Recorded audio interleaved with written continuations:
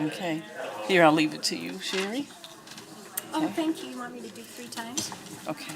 Ready? Wait a minute. She can let us know when we're ready to go. Give it to you now. You know how much I enjoy this. Okay. Okay? And make sure my mic's on. Virginia, question, quick question for you. So, in the commendation, I see that they got all the names listed. I'm trying to see, because I don't know if they're all here or not. Right. I might just go to the next line in the proclamation.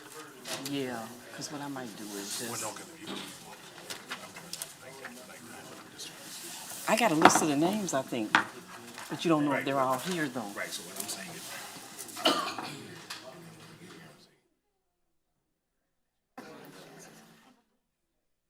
and I'm thinking, Yes. just saying, we're gonna give these, Yes. you know what I mean? I like that better. Thank you. Appreciate it. That's good thinking. Ready to go? Yeah, we're ready to go. It is now 7:00 p.m., and I will call the meeting to order. May I please get a roll call? All counselors are present. Please rise and join me for the Pledge of Allegiance. After the pledge, please remain standing for a moment of silence to remember Martha Mitchell, the former executive director for Visit Beloit, who passed away recently. She was a champion for Beloit and will be missed. I pledge allegiance to the flag of the United States of America and to the republic for which it stands, one nation, under God, indivisible, with liberty and justice for all.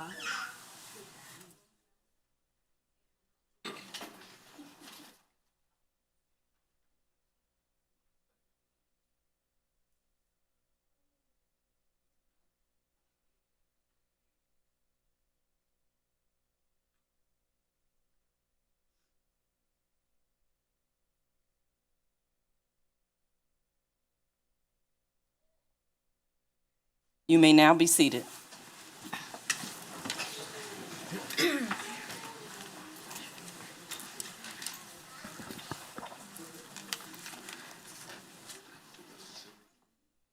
At this time, Vice President Forbeck would like to say a few words. Vice President Forbeck.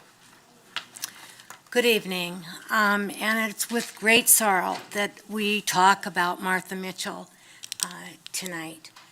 She was a dear friend. I hired her back many years ago, and she took over what was at the time the Beloit Convention and Visitors Bureau. She was responsible for so many wonderful actions and activities and events in Beloit. One thing she did was she changed the Beloit Convention and Visitors Bureau name to Visit Beloit. And it's interesting, both Madison and Milwaukee now have their Convention and Visitors Bureau called Visit Madison and Visit Milwaukee, and it's sort of fun that we did it first. She was wonderful as far as any kind of artwork going on here. She started to help at the Rotary River Center. She was hired just when we were getting that going as a city place to hold events.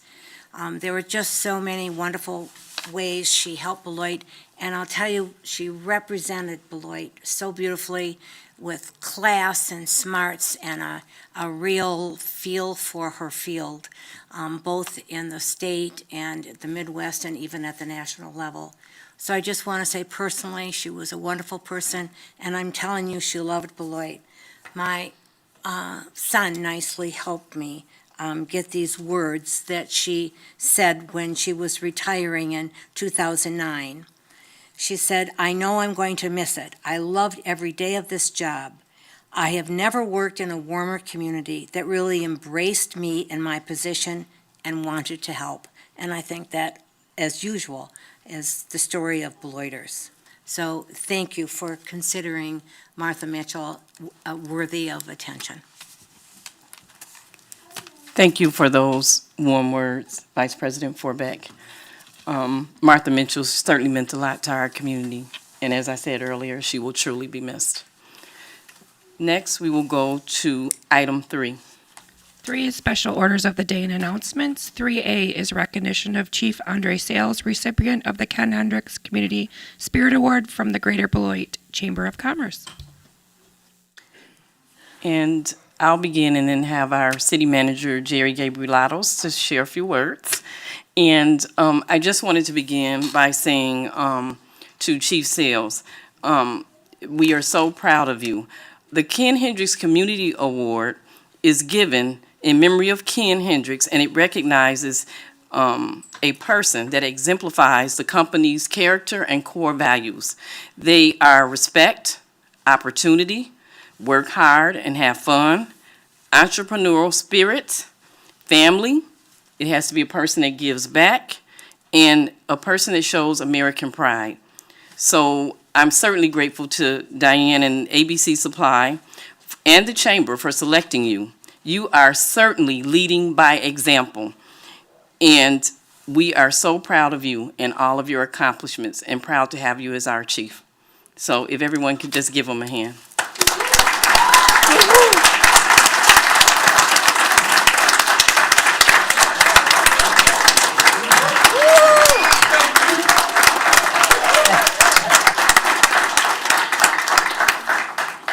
And he is a person that likes to do the hard work in the background, but today we didn't give him the opportunity to just sit back.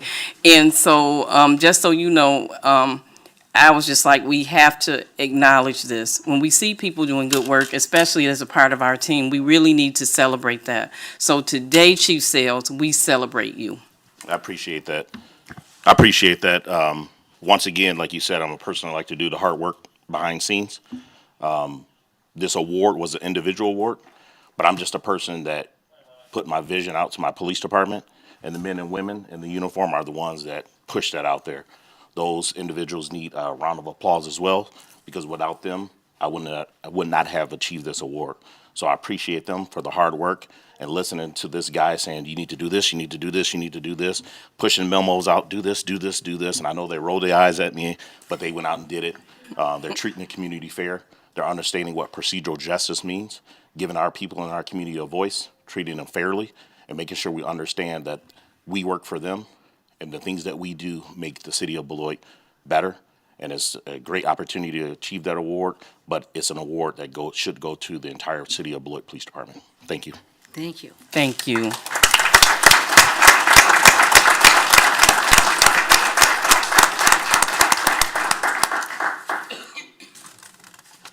3B is recognition of Officer Antonio Richardson and Officer Anthony Love. Okay.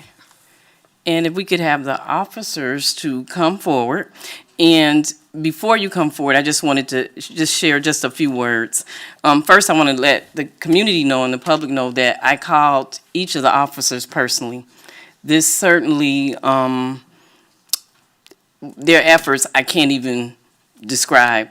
But I just want to thank each of you for your bravery and quick thinking in saving the life of a child, and for what you all are doing, and all of our officers, what you do to keep us safe each day. It's immeasurable.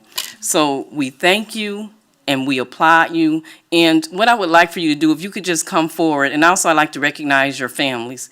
Also, having that history of being a person that was a wife of an officer, I understand how important it is and the sacrifices that the families make. So if you could just come forward and have your families to stand up to, that'd be great. So come up front if you would. It's just me. Okay.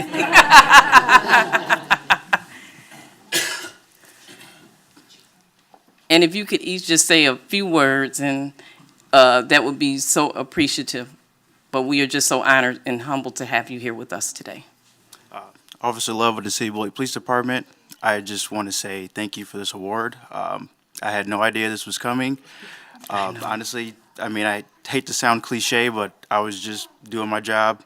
But I'm honored and very thankful to be a part of something that has a positive impact. Wonderful. Okay, thank you. Antonio Richardson, I want to thank you guys and the whole Beloit community for bringing us in and letting us make a positive change for the better of the city of Beloit. So thank you guys. All right. All right, thank you very much. Officer Sales, Chief Sales. You got both of them? Okay, you got it covered. For most of the individuals in the room that do not know, on March 3rd, 2023, at approximately 23:12 hours, which is 11:12 p.m., both of these courageous men were conducting a traffic stop when a person came out of their home yelling, "Please help." At that time, the female turned over a 2-year-old child that was unconscious and was not breathing and was choking on food. Officers acted swiftly, and they dedicated themselves to be the guardians of the city of Beloit. They administered CPR and back slaps to this 2-year-old child that dislodged the food and saved her life. These are 2 young officers for our police department that's been here less than 2 years, and they acted the way that I wanted them to when they interviewed with me. So it was awesome to hear that. I appreciate these 2 officers, and I'm going to give them both life-saving awards tonight. So here's one for Officer Love. Wonderful. All right.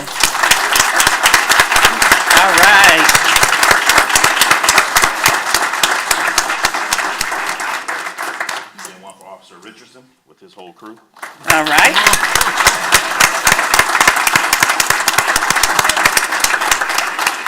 And Chief Sales, if we could all stand.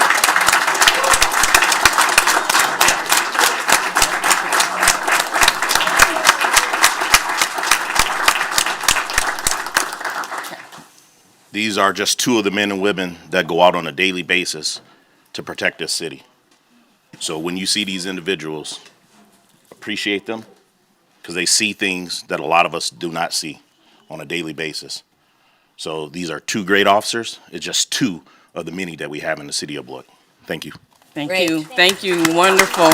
Thank you very much for being here. Thank you. And thank you for your service to our Beloit community. Item 3C is recognition of Beloit Memorial High School boys basketball team. Now we will have the commendation be read by Counselor Kevin Levy. Good evening, Good evening. and thank you, Madam President. And I realize that you're going to have all the counselors say a few words, so if you don't mind, I would like to say mine Yes. right now since I'm here. Right. Who would have thought that we would stand in 2023 discussing issues that we discussed in 1960? Yet here we are. We are here tonight to recognize not only the boys basketball team, but all the Beloit teams that have experienced any sort of racism, hatred, as they go other places to participate in something that they love to do, play sports. I don't believe that when the young man went to play basketball that night, they went there for anything else but to play. But what they experienced was, you can't even justify it, in my opinion. What they experienced is something that we wish they didn't have to. We wish that none of us would have to experience that in life ever again. And I would like to stand here and say that that will not happen. But we know that there's hatred in the world. But I am so proud of these young men and the other teams that stood in the face of racism and still played the game, still came out of there without taking it to the left. And for those of you who don't know what taking it to the left means, it could have been a whole lot worse than what it was. But this is why I say, every time I run for office, if you want to say anything bad about the city of Beloit, find somebody else to talk to. I often say, don't talk about the city around me. But more importantly, don't talk about the youth of Beloit around me.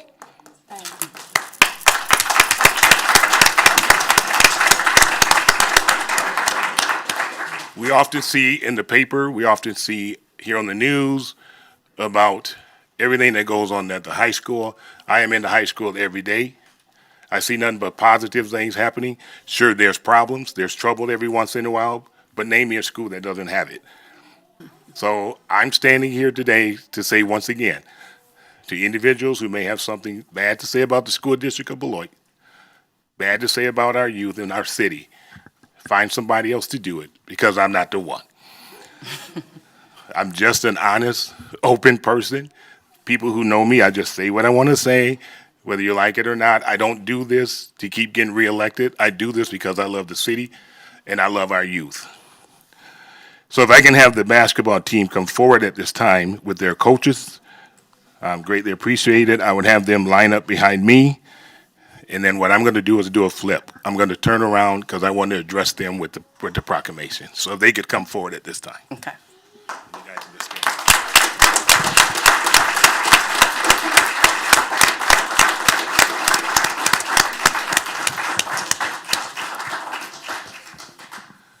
So good evening.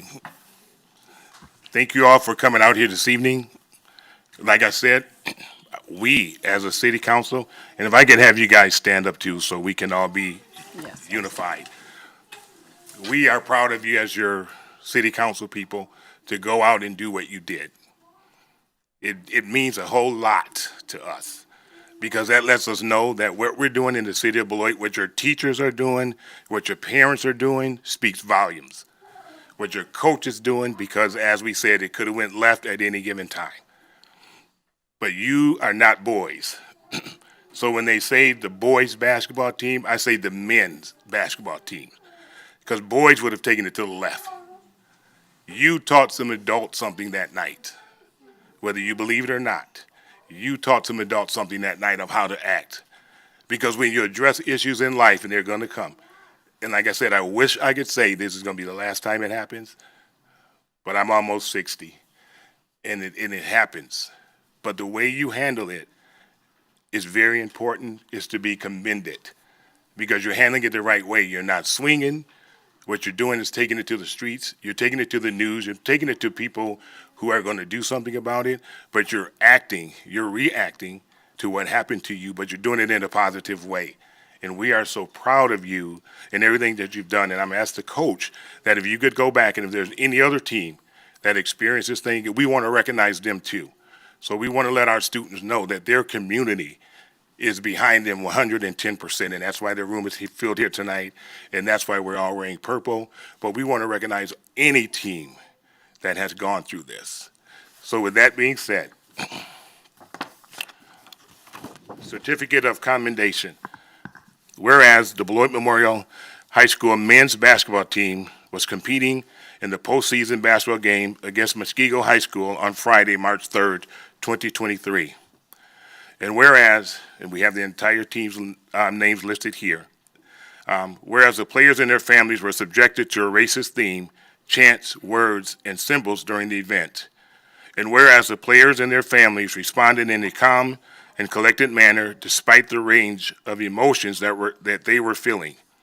They all took the high road, were resilient, and continued to play the game.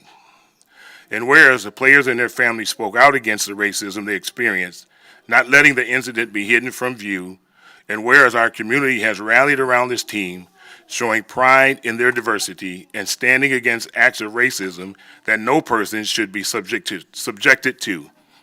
And whereas the Beloit City Council is incredibly proud to honor and recognize these extraordinary Beloit Memorial High School students for their strong character and outstanding behavior during adversity while condemning the harassment they experienced while participating in high school athletics. Now, therefore, the City Council of the City of Beloit prints an official commendation to the Beloit Memorial High School men's basketball team for their actions on and after March 3rd, 2013, presented this 20th day of March 2023, City Council of the City of Beloit, Regina Duncan, President. And I'll give this to the coach.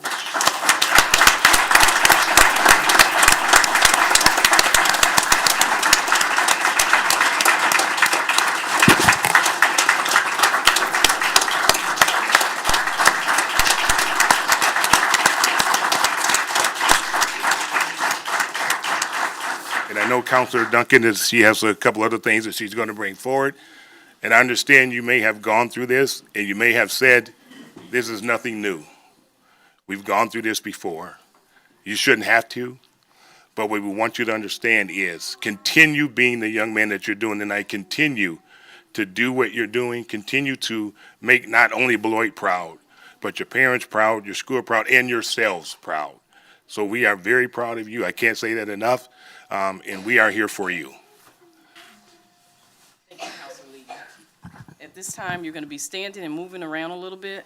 The first thing we're going to do is we've acknowledged you and we want to recognize you. We want to honor you and tell you how proud we are of you, and we want to show you.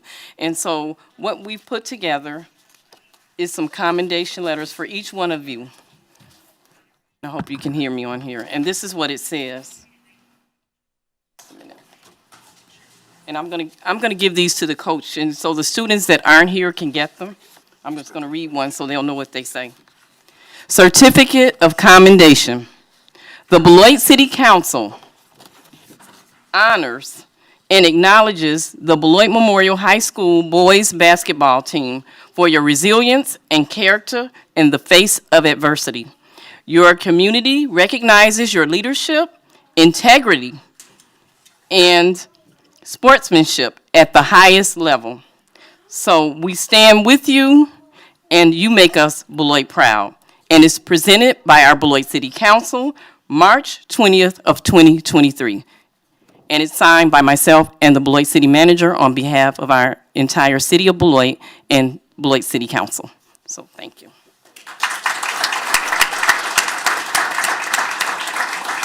Now, what we're going to do, we want you to stand for this because we're going to have each counselor to give a few words, some remarks to you, if that's okay. And so we'll begin with, if counselors could be seated, because you're going to have to get back up. And then after they give you some remarks, what we're going to do is have a photo. We do have some other legislators here too as well. We'd like them to join in the photo. We have Senator Mark Spreitzer. And we also have the school board member, Spencer Anderson. We have school board member Megan Miller. And who else? And Jawan here, okay? And Jawan is here. So we'll have all the legislators join us in the photo. But before we begin that, what we'll do is take words from counselors, beginning with Counselor Day.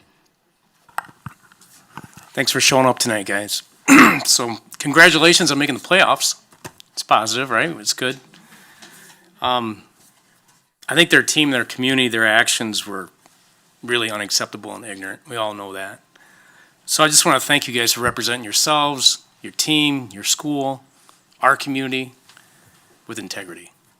Thank you guys, really appreciate it. Vice President Forbeck. Hi, boys. I am old enough that I remember back when Bernie Barkin was the coach, and we'd be going to all the games. And I'm telling you guys, it's in the 60s and 70s, and not always, but once in a while, there'd be some awful reaction. And I'm just saying, I apologize to you that all these years later, 50 years later, this is still happening. But I'm telling you, it can't keep happening with how classy and intelligent and mature you guys are. So I want to say thank you. Someday, hopefully, you guys will be the coach, or you guys will be sitting here, okay, and can really help make a difference. So thank you so much for everything you do.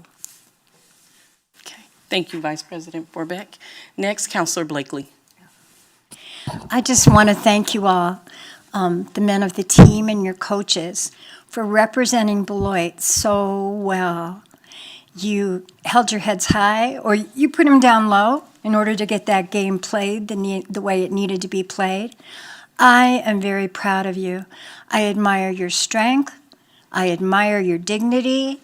And I'm with you all the way, and I can't talk much longer, or I will start crying.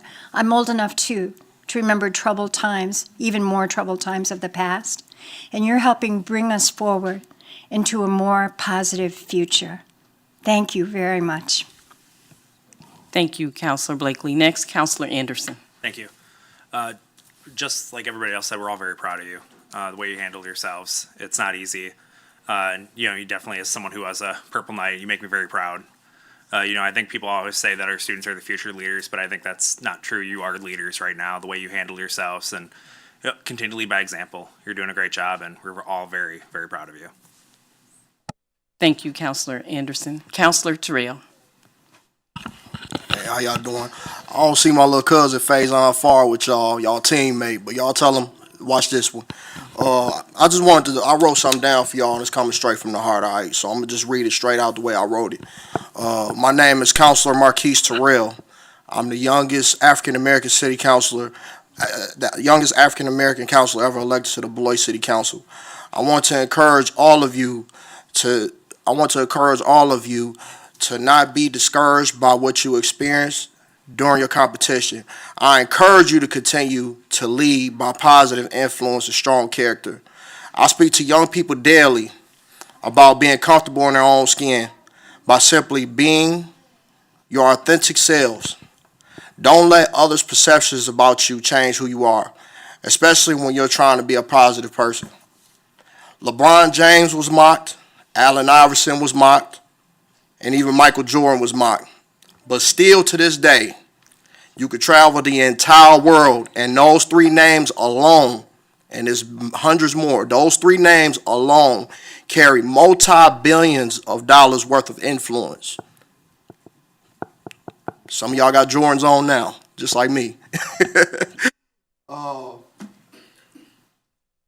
Here in Beloit, we welcome in outsiders by not mocking or spewing hate towards them, which says a great deal about our city and the culture we have in this city. To the young players, parents, coaching staff, teachers, and students of Beloit Memorial High School, stay strong and never forget what that Purple Night Pride is all about. Even in an unfortunate situation like this one, thank you all for being here. I look forward to one of you being in my seats on the council someday, and or doing even greater things in your life as a result of this experience. I wish all of you well, and thank you. Thank you.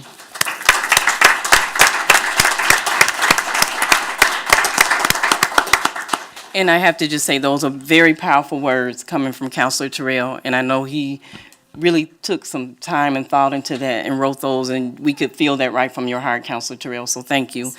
And also Counselor Levy when he was here earlier and spoke. So with that said, we know you were able.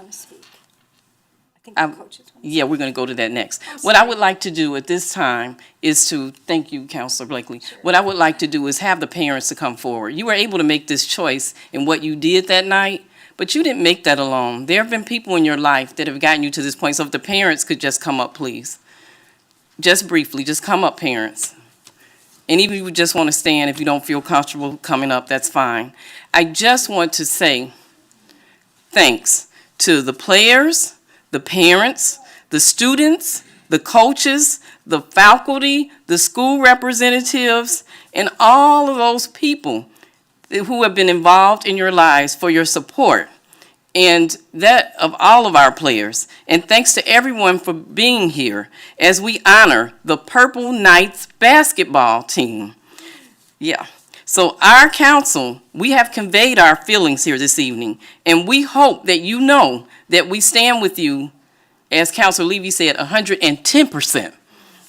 In Beloit, and I just want to just really end with this, in Beloit, we choose to spread love and kindness, and together we will change the world. Okay?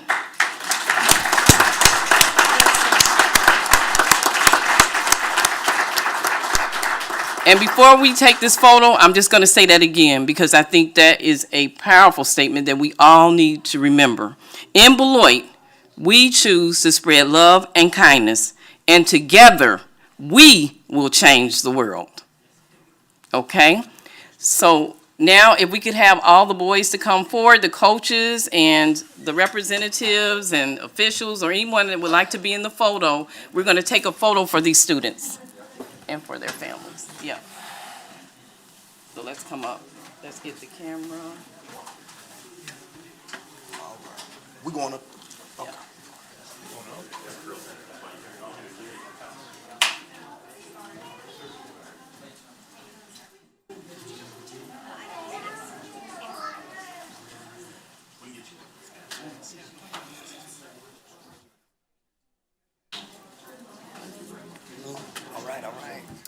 Hey, how you doing?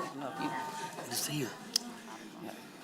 Where you at, Gail? They don't want to come up. Should we get the ladies? No, tell her again. I'll have her. Should I have him come up? Proud of you.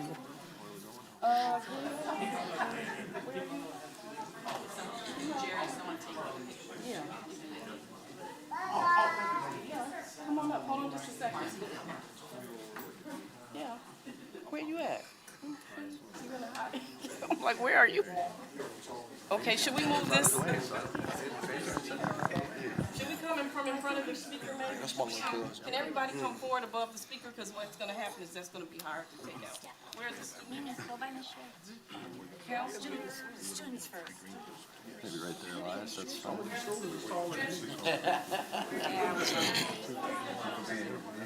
Right here. Two things have happened. Good to see you. Under these things. Wait it out. Thank you.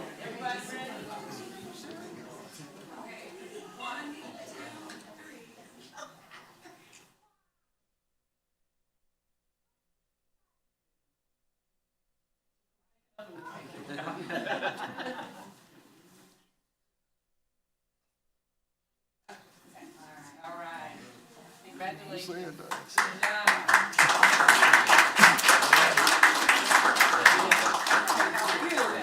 wanted to accept his award. He wanted me to say something quickly.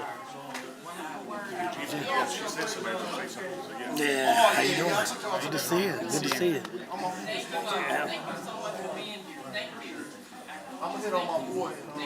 She want me to say. He want me to say. I said, you want me to say something briefly? Yeah. Let me. Okay. Okay. Yeah, That's okay. we're gonna get out of your way in a second, No, here, no, no. Coach. Okay. Thank you so much for all you did. At this time, if we could have the coaches or a representative from the school district just to give a few words. The coaches or a representative from the school district of Beloit to just give a few remarks. Good evening. On behalf of the Beloit Memorial High School basketball team and Coach Todd Marks, I'm the assistant coach, Tim Listenby. When Mr. Marks first came to Beloit, he had a vision, and that vision was to turn the complexity of the Beloit basketball team's mentality around, and he's done that. With us being the diversified team that we are, we show class and respect, and we wanted to represent Beloit. And so to him, we say thank you, and thank you for this honor. Thank you. Thank you.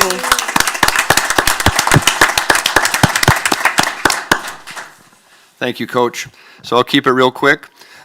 March 3rd was a very sad and tragic and unsettling and disturbing evening.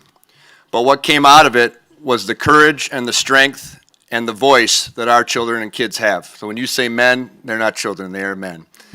We love our kids. We love what they stand for. We love their character, and we love their voice and their leadership in such a positive way. And that's a representation, as you mentioned, of their families, of our school, and the community. And so what we did see once again was just how strong Beloit is, how everybody rallied together in such a positive way, in a way that we can be proud of, in a way that we can always be Beloit proud.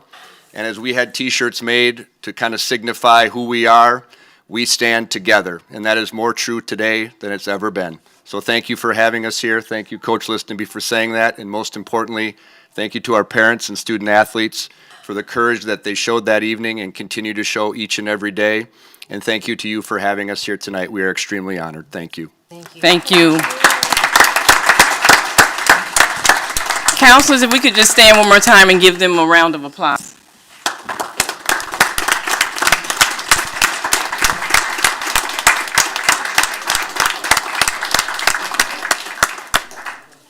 So we honor you and we thank you deeply. Next item. Item 3D is Proclamation 2023-012, recognizing Miss Beloit and Miss Beloit's outstanding team competitors.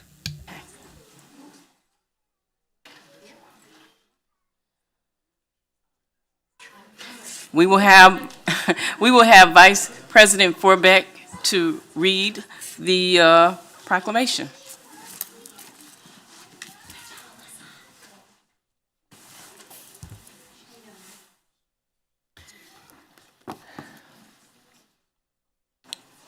Official proclamation. Whereas the Miss Beloit Scholarship Competition has been the local preliminary for the Miss Wisconsin and Miss America organization since the 1960s. And whereas the Miss Beloit competition is open to young women between the ages of 19 to 26, and the Outstanding Teen competition is open to young women between the ages of 13 to 18. And whereas the mission of Miss Beloit / Miss Beloit's Outstanding Teen Scholarship Organization is to empower the bright young women in our community to become leaders and help them obtain a higher education. And whereas the Miss Beloit Scholarship Competition has provided thousands of dollars in scholarships, community connections, and the opportunity to compete at the Miss Wisconsin competition. And whereas Miss Beloit's Outstanding Teen is also awarded scholarships and cash prizes, going on to represent Beloit at the Miss Wisconsin Outstanding Teen competition. And whereas these young women will be vying for their titles on March 25th, 2023 at 6 p.m. at Beloit Memorial High School. Now, therefore, the City Council of the City of Beloit recognizes Miss Beloit and Miss Beloit's Outstanding Teen competitors and congratulates them on their self-confidence, grace, poise, leadership skills, and talent. We wish the winners all the best as they go on to represent the greater Beloit community in state and possibly national competition, and encourage the community to attend and support this impressive event, presented this 20th day of March, 2023. And at this time, if we could have Shanita Ray Davies to come forward, and she's the director. All right. Hello, honey. Aw. Okay. Aw. Here is for you, and here is for you. Say a few words.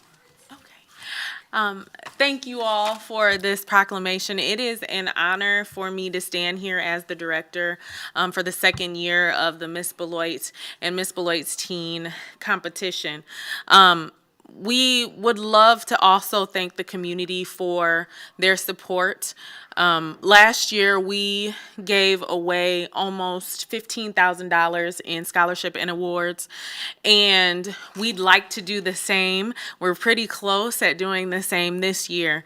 And so your commitment to helping us empower young women and give them the opportunity to go on to higher education, we charge forth with that.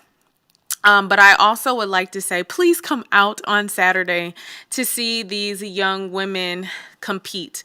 It is so much more than a beauty pageant. They are smart, they are charismatic, they are also one in sisterhood. They have made so many connections and so many friendships along the way. We got started in January with our practices, and they were just talking about on Sunday, what are we going to do now that we have our Sundays free? And so please come and see how they have grown. I like to say that I do this because I live vicariously through them, but I also do this because I have little ones. I also have an 8-year-old who is a proud Hackett Hawk, who looks up to these young ladies and wants to be like them. And I know that this organization has done its job because she looks to them for what she wants to do next. So come on out March 25th at 6 p.m. at Beloit Memorial High School. The tickets are $16, and all those ticket funds go toward next year's scholarship fund. Here I have Alyssa Harmon with me, Miss Beloit, for the next 5 days. And so she is going to say just a little bit. Well, that was unexpected. But hello, thank you so much for this honor. I have been like her daughter, looking to Miss Beloit and Miss Beloit's team since I can remember. And now being in that role and being able to inspire young girls in the community and to serve the community that made me who I am is the biggest honor and the biggest blessing that I've ever received. So thank you all, and thank you to the community who has been so supportive. And although I may only wear the name of Beloit across my chest for a little bit longer, I will always serve Beloit with everything that I am, and I will always love Beloit. So thank you so much. Thank you. Thank you. Thank you. And I would just like to add to both of you that I'm looking forward to participating and being part of that event. So thank you for asking me, and I'm certainly excited and will be happy to be there. Also, as you said, your organization does tremendous work in helping to build and empower our young ladies while helping them to obtain a higher education, being able to earn scholarships. So that is so valuable. So I just want to say thank you for making a difference in the lives of our young girls and women here in Beloit. Thank you. Item 3E is introduction of newly hired or promoted city employees. At this time, I'll turn it over to our city manager, Jerry. Chief Sales and Public Works Director Bill Frisbee are here as the departments that have new employees work in their departments.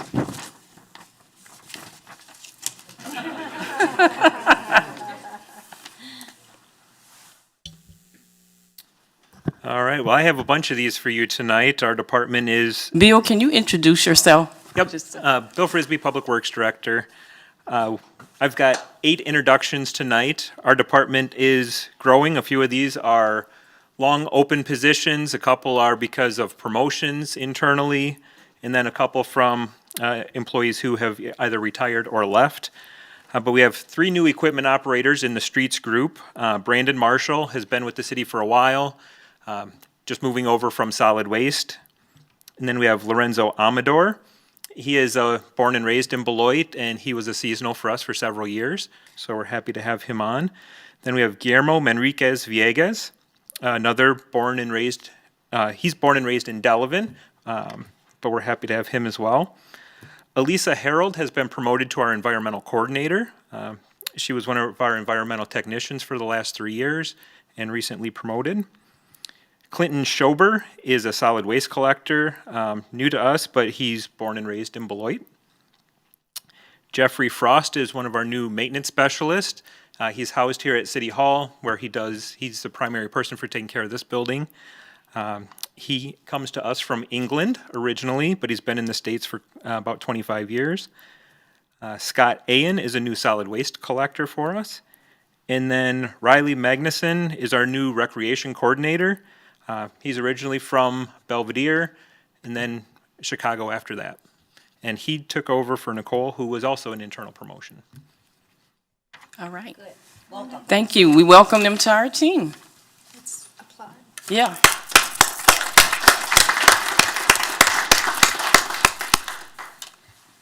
Third time's a charm being up here.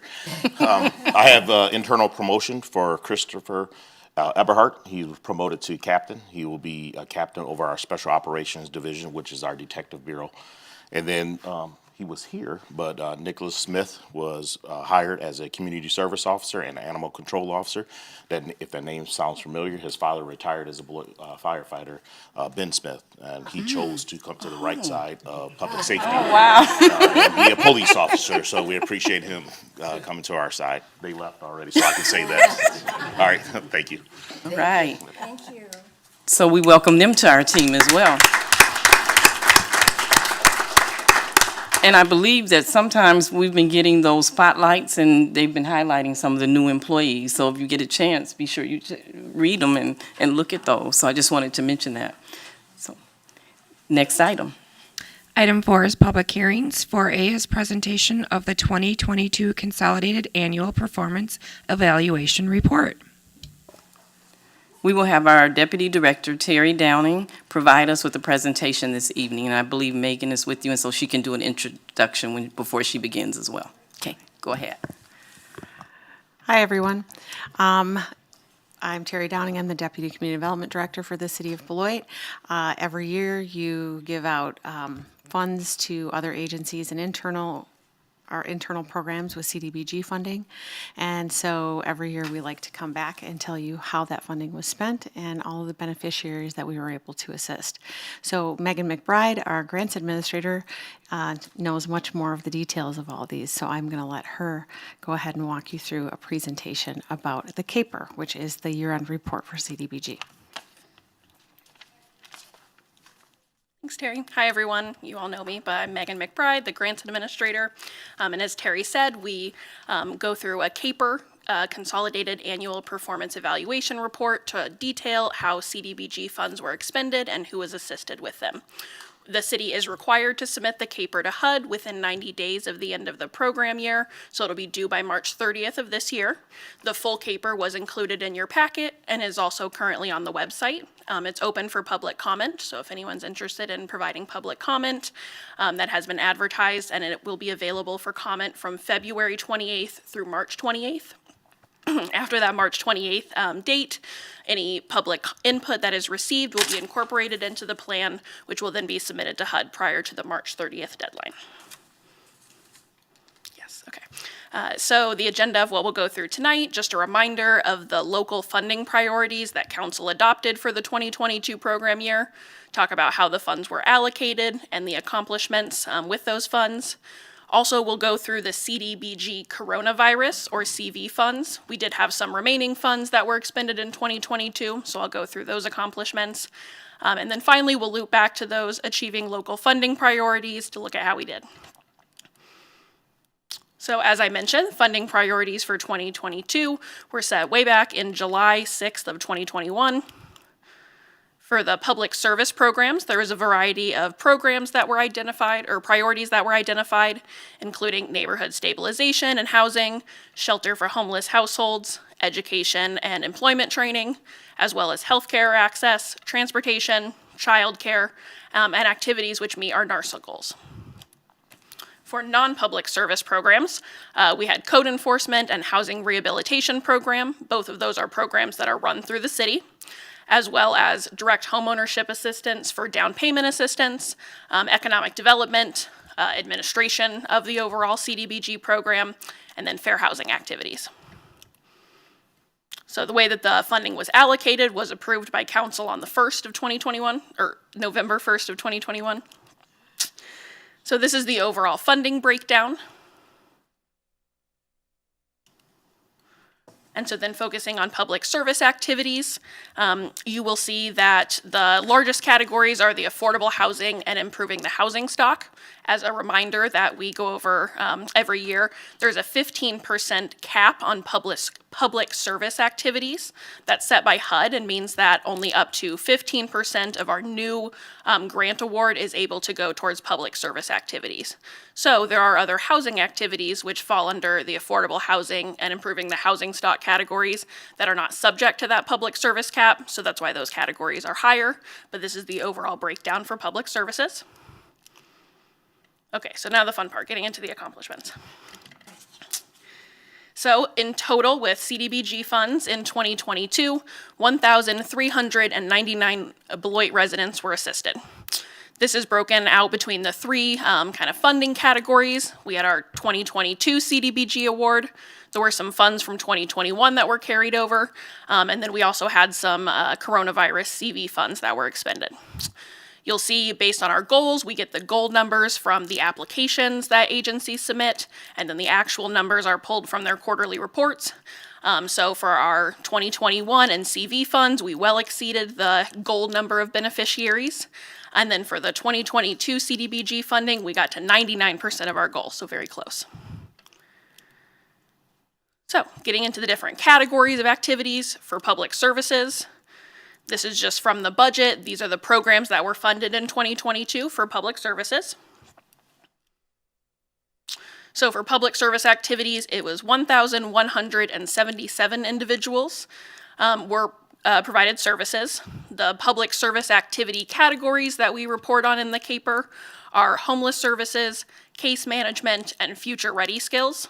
So this shows citywide the goals versus actual. Again, for homeless services, we exceeded it at 142% of our goal. We're at 90% of our goal for case management and 79% for future-ready skills. I'll talk about it at the end, but I will touch on some of the factors that went into why some of the beneficiary numbers were lower than what were projected in the 2021 applications. So here is the public service activity beneficiaries broken down by race. There'll be a lot of charts coming up, guys. By ethnicity and by income. Okay, so the other category of public service activities are those that are done in the neighborhood revitalization strategy areas, or NARSA neighborhoods. So in Beloit, the NARSA neighborhoods are the Merrill and Hackett neighborhoods. Just as a reminder, the way that the city is able to carry out NARSA activities is by having a NARSA plan. The city adopted it as an addendum to our CDBG 5-year consolidated plan, which allows us to invest additional funding in public services specifically within those NARSA neighborhoods to achieve community goals, which have been identified through ample public input. So those goals are listed here. These were, again, what were adopted through the NARSA. And since we adopted the NARSA plan as an addendum to our CDBG plan, you can really think of these goals as an additional goals to our CDBG. It goes with the same timeline as our consolidated plan, so that every 5 years, as we're updating our goals for the overall CDBG program, we're also looking at what our NARSA goals are and getting community feedback on what those should be. So for the NARSA activities, the actual funding allocation, this is what it looks like. The categories being the affordable housing, homeless services, case management, and future-ready skills. These are the specific programs that were funded. Again, this is from the 2022 budget. So then looking at the goals versus actual, for homeless services, we got to 93% of our goal. For case management was 74%, and future-ready skills was 68%. Again, I'll touch on a little bit later why some of those projections ended up being a little bit lower than the actual, but these were the overall NARSA activities that were undertaken in 2022. This is the breakdown of NARSA beneficiaries by ethnicity and by income. Okay, so moving on from public service activities, another category that we used 2022 CDBG funds for was housing activities. So this includes down payment assistance. Funds were provided to NeighborWorks. They provided down payment assistance to 21 new first-time home buyers. There were 18 citywide and 3 within the NARSA neighborhoods. And then here on the right is the breakdown of beneficiaries for down payment assistance by race. And then this slide shows the breakdown by ethnicity and by income of those down payment assistance beneficiaries. So an additional housing activity that took place were the neighborhood cleanup events. Some of you I know went to. There was one that took place in the Merrill neighborhood on August 13th. That was at Summit Park. And then one took place in the Hackett neighborhood on the 20th of August, and that was at the Beloit Historical Society. It was estimated that 60 families were served through the Merrill neighborhood cleanup and 70 through the Hackett. It's important to note that while we contributed CDBG funds towards the neighborhood cleanup part, they also used this event to provide free backpacks and be a community resource fair. So I know Community Action is looking to develop additional partnerships and continue to expand that event, but these were the individuals assisted through the cleanup, and they were able to give away every free backpack that they brought to both events. For code enforcement, again, this is a program run through the city. You can see the total inspections completed as well as the total units inspected, broken down by citywide, and then the LMI, or low to moderate income census tracts. Those include the NARSA neighborhoods as well as other qualifying census tracts. Excuse me, Megan. Yes. I'm sorry, Madam President. Could you just briefly tell us what the different colors signify? Yes, thank you. So this is the code enforcement areas. So these represent the different, our different code enforcement staff are assigned to different regions of the city. So if there's a code enforcement complaint with one of the areas, this map just designates or delineates which staff person would be responsible. Okay, thank you. Yeah, thank you. Okay, and then for housing rehab loans, there were a total of 6 households and 9 persons assisted. It's important to point out that the numbers represented here are only CDBG funded projects. So we had additional housing rehab activities undertaken using home funds and through the lead service lateral replacement program. But these are just the projects that were through CDBG. So there were 4 units citywide and 2 within the NARSA neighborhoods. And this slide really shows the breakdown of loan to grant funding based on underwriting criteria. Some projects are funded through a combination of grant and loan funding, depending on the needs of the project. And so this shows the breakdown within the citywide and NARSA neighborhoods of grants versus loans given out. And then back again, this is the breakdown by race and by income.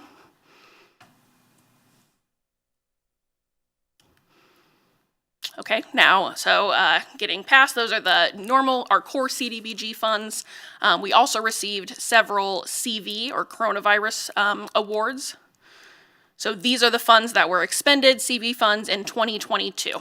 So Legal Action had some funds left to expend through their CV1 fund, as well as WIBIC for small business assistance. For our CV2 award, which is one we got as a pass-through through the state. Family Promise and Project 1649 had some funds to roll over into 2022. And then finally, WIBIC still had their CV3 award, again for small business assistance, that was expended in 2022. So the kind of 3 major buckets of activities that were undertaken for CV in 2022, there's the homelessness prevention, homeless services, and small business assistance. So this is the breakdown of beneficiaries by race. This is for the public service activity, so this would not include the small businesses assisted. We'll get to that in a second. And then this is the breakdown by ethnicity and income. And then for the small business assistance, so these are the lists of the businesses that received either forgivable loans or grants. There were 8 businesses assisted through CV1, and there were 10 who received funds through CV3. Again, both of these were through WIBIC, and all of the businesses that received assistance also received one-on-one technical assistance from WIBIC staff. This is the breakdown by race of the beneficiaries for the small business assistance. And then here's the breakdown by ethnicity and income.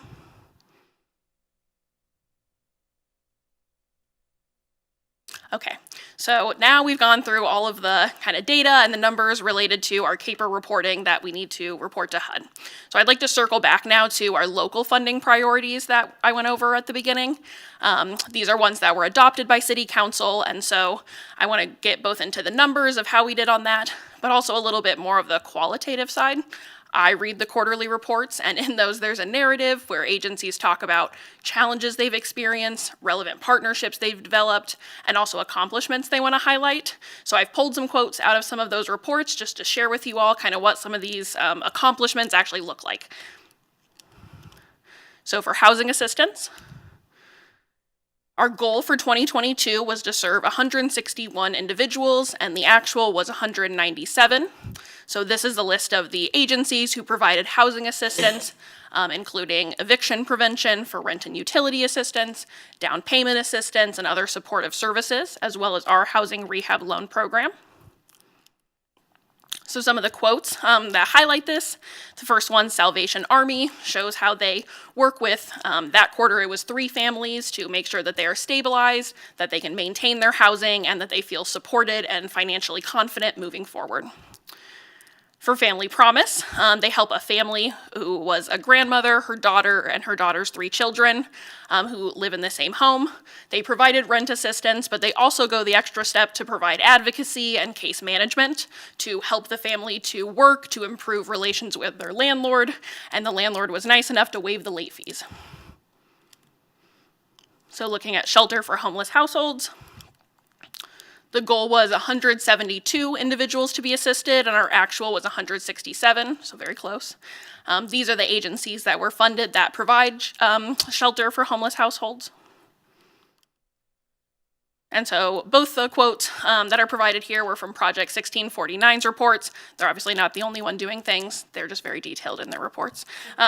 But so for the first one, they talk about safe exits from their program. So they provide the transitional living program for unaccompanied homeless youth. And so 3 of their residents had safe and successful exits, 2 to college dorms and 1 to her own apartment. And then the second one is not necessarily funded by CDBG, but just talks about how the residents, they had a Thanksgiving group breakfast and a Christmas lunch, but they also coordinated adoptions with their sponsors to make sure that residents of their transitional living program still received gifts that were on their wish list for the holidays. So looking at life skills and employment training, our goal was 438, and our actual was 372. I will say that there was one agency who projected that they would serve 50 additional people, so that reflects a lot of the difference here. And the biggest issue was just that they had staffing shortages and limited resources, so they ended up having to have a wait list, which they didn't anticipate. So not that they were not carrying out activities, but there were just some other challenges.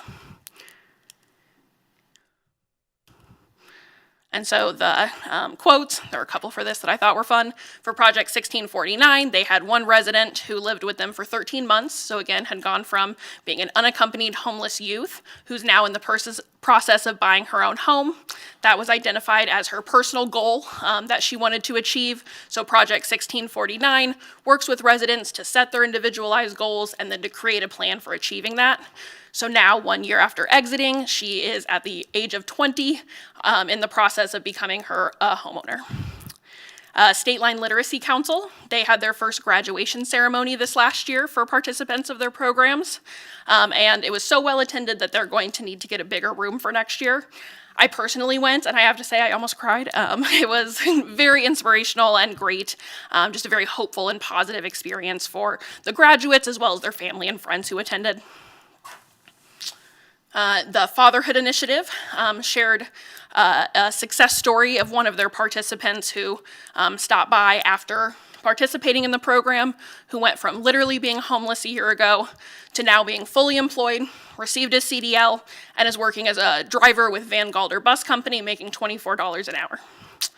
And then finally, State Line Boys and Girls Club, an accomplishment they wanted to share was that they have now incorporated youth mental health programming into their everyday programming for all of the participants that they serve. Okay, only got a couple more. Healthcare access. Goal 335 and the actual was 426.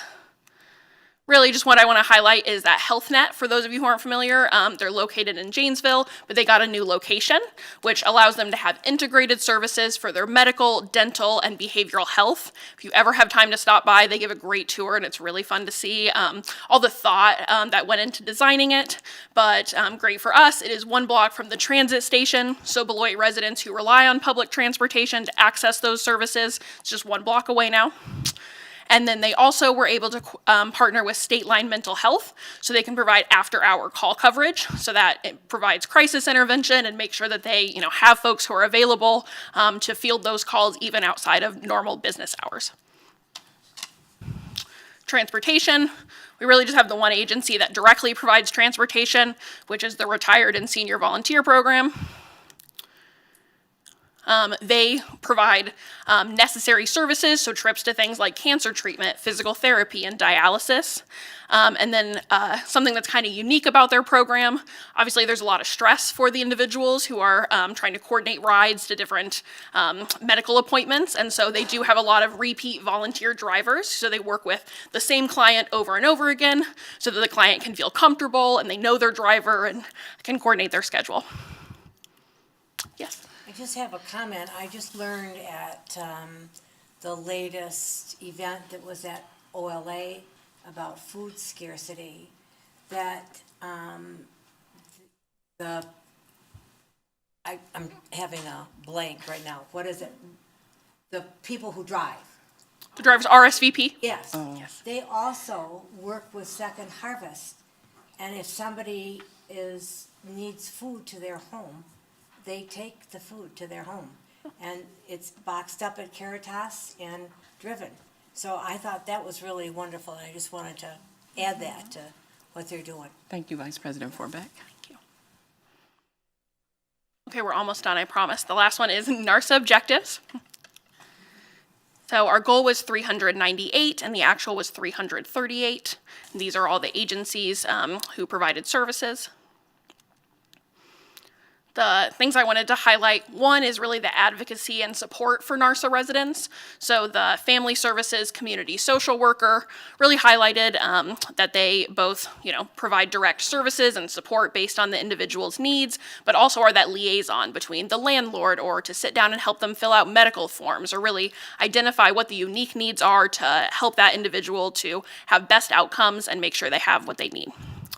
And then supporting seniors in the Merrill neighborhood. The Merrill Community Center now has, in addition to their regular senior programming, now has garden space that's maintained with vegetables and flowers that's available for their seniors. Okay, so I've mentioned it a couple of times. I just want to close with some common challenges. So as I said, this is reported in the quarterly reports, and I think it's just important context.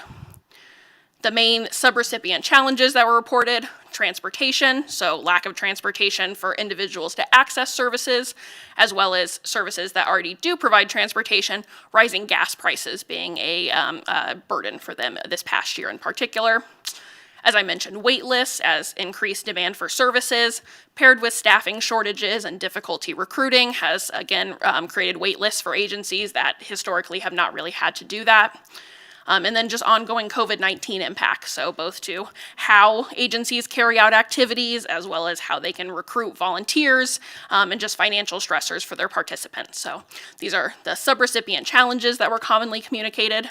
Not sharing to be a downer at the end of the presentation, just to really highlight that, we did come so close. We did achieve or exceed many of our goals for CDBG. So our agencies were really creative and inventive to make sure that they were still able to effectively carry out services and identify ways that they can stretch the funding as far as possible. So we look forward to seeing what our 2023 folks will do when we share the CAPER next year. But these are some of the challenges that we do anticipate continuing through this year, and we're continuing to work with our agencies on. So finally, for the subrecipient challenges, the resource navigator for community action, again, just mentioned how funding dollars are just utilized quickly. They just don't stretch as far when the rising prices of housing and food. And then shift in services for RSVP, similar to what you mentioned, Councilor Forbeck, that they do provide also rides to grocery stores for seniors. However, unfortunately, they've had to limit the availability of that just to make sure that they do have drivers available for necessary medical trips. And so, again, just a way that agencies are trying to best accommodate the needs of the community and stretch the funds as far as possible. Does anyone have any comments or questions? Any counselors have any comments or questions? Go ahead, Counselor Levy. Thank you. Good presentation.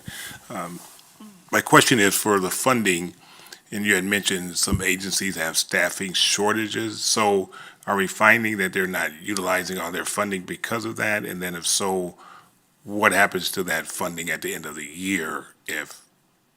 Great question. For 2022, we only had 2 agencies who ended up having any carryover funds, and neither were associated with funding. Both were related to, they provide rent and utility assistance, and there's still just state programs that are also available. So there's still a demand for those. But for the agencies that are having staffing shortages, the main thing that has come out of that, as I mentioned, is wait lists.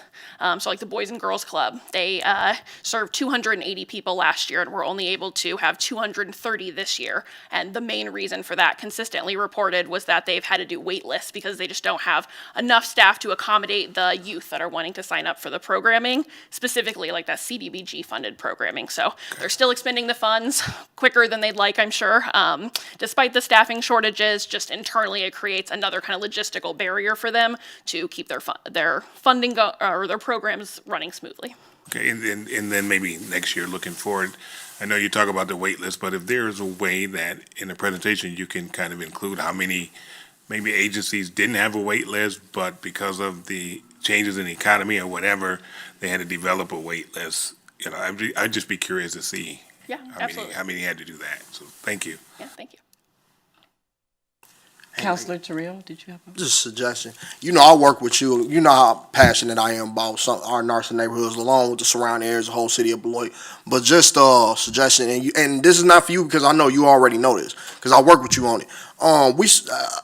I believe speaking with the principals at Maryland Hackett Elementary, being a Maryland Elementary staff member myself, and being on the city council, I got parents and people in the neighborhood coming up to me on a daily basis asking about some of the city programs like down payment assistance and whatnot. Like if we could potentially, and I work as hard as I can with the staff to make this happen and make it as successful as possible.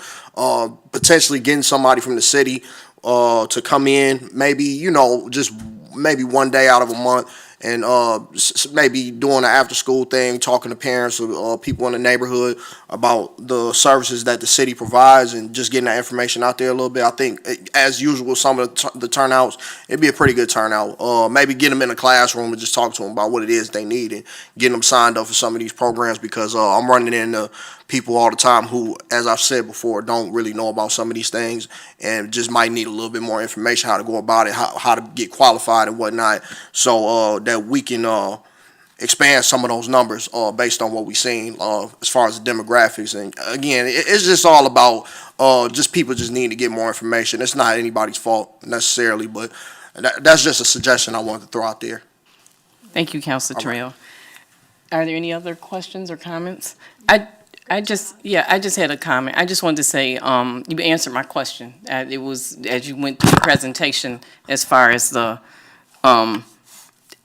some of the things, but I just had a comment that I think the public should be aware of, that we know that homelessness is a national issue. It's not just a Beloit issue. So I just want to mention to the public that the city of Beloit, I saw this in the report and I read through it, but I don't know if people may have missed it, and I just want to share this.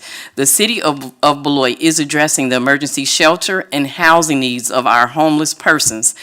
Our City of Beloit staff are actively participating in both the Homelessness Intervention Task Force and the Beloit Area Task Force on Homelessness. Both organizations work toward eliminating community silos and coordinate with each other to provide efficient services to our Beloit residents.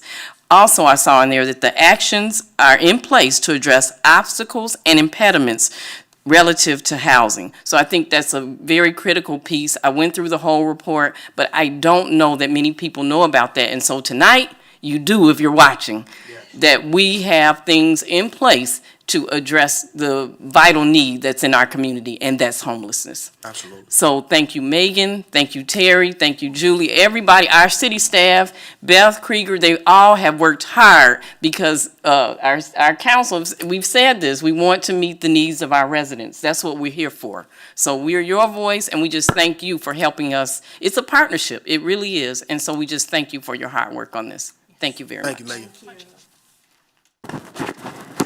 At this time, the public hearing is open. Would anyone wishing to speak about this item at this time, please come forward.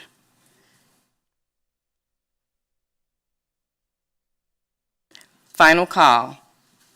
Would anyone wishing to speak about this item, please come forward. The public hearing is now closed. There will be no action, no official action on this item this evening. Next, we'll go on to public comments.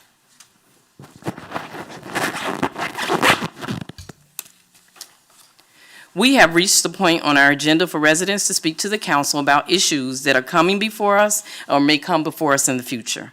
Council members may not act on any requests at this meeting, but may refer a speaker to staff for assistance. We ask that you please hold your comments to 3 minutes or less and refrain from personal attacks of any kind. Public comment is a courtesy, and we expect everyone to conduct themselves in a civil manner. Speakers are asked to complete a public comment form. Madam Clerk, were there any public comment forms submitted prior to our meeting? Yes, we have Tina Peterson. If you could please come forward, state your name and address for the record, please. Sure. Hello all, my name is Tina Peterson. I'm at 2387 Turnberry Drive in Beloit here.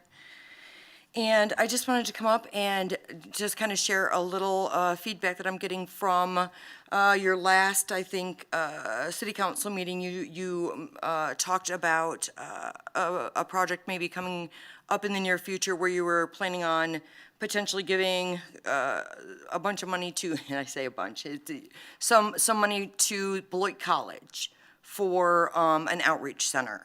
And so I'm getting a little bit of feedback. I drew the short straw. Here I am. I'm up here to talk a little bit just about maybe just a cost-benefit analysis of where the money could potentially better be spent in the community. We still have lead pipe issues. We have a lot of pothole issues.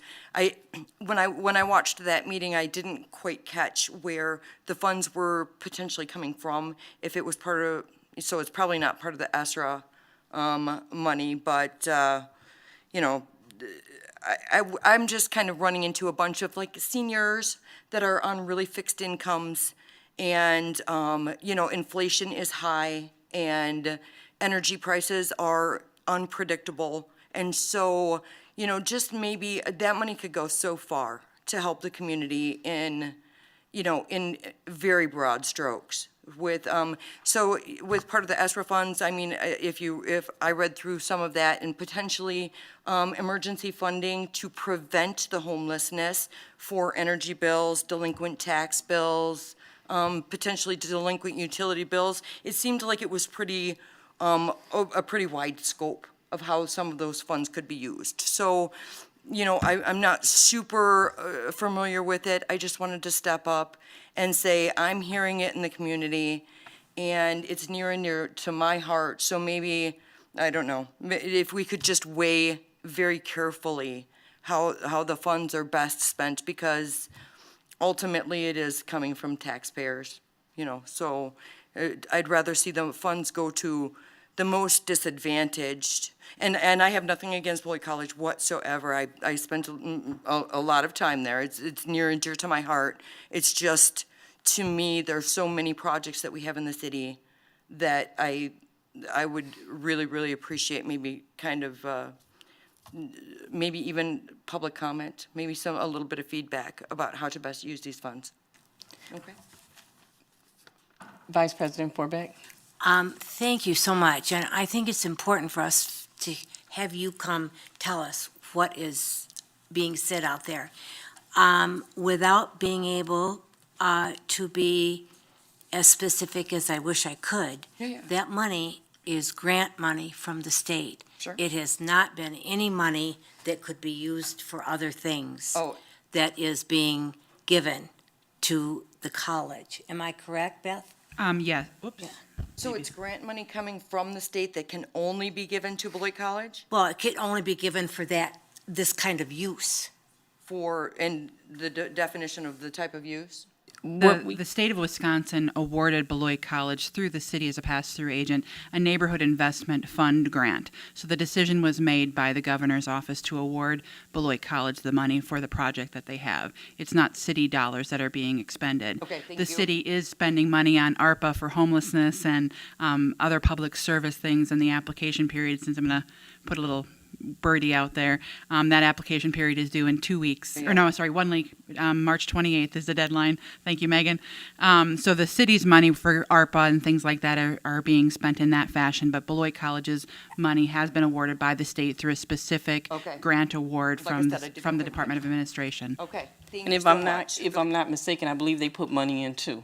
They are also contributing $1 million towards their project, and the Right, grant right. award I was did $9 million. catch that part of it. Yeah. Okay, and just a little side note, if you have veteran homelessness issues, you've got my number, give me a call. That's those are projects near and dear to my heart. We are super, super active with Marine Corps League up in Janesville, American Legion Post. We assist in every way we can. We raise money for Toys for Tots, Toys for Kids, and backpacks full of food over the holidays and school supplies, and we just go gangbusters. We really do, with community service. So thank you for hearing me. It's Well, good to thank see you for all. coming. We appreciate you. Yeah. Thank you. Thank you. Thank you very much. Were there any other persons who submitted a public comment form prior to our meeting? Are there any members of the public who did not sign up who would like to address the council this evening? Madam Clerk, were there any public comments submitted by email? There was not. Public comment is now closed. Item 6 is consent agenda. All items listed under the consent agenda are considered routine and will be enacted by one motion. There'll be no separate discussion of these items unless a council member so requests, in which event the item will be removed from the general order of business and considered at this point on the agenda. Would any counselor like anything removed from the consent agenda? Yes. Yes, Vice President Forbeck, which item? 6D. Vice President Forbeck would like to remove item 6D. May I please have a motion to approve the consent agenda, including items 6A through 6C and 6E through 6J? Is there a motion? I so move. Moved by Councilor Blakely, seconded by Councilor Levy. All in favor, please say aye. Aye. Any opposed, say nay. The motion passes. Next, there was an item pulled from the consent with 6D.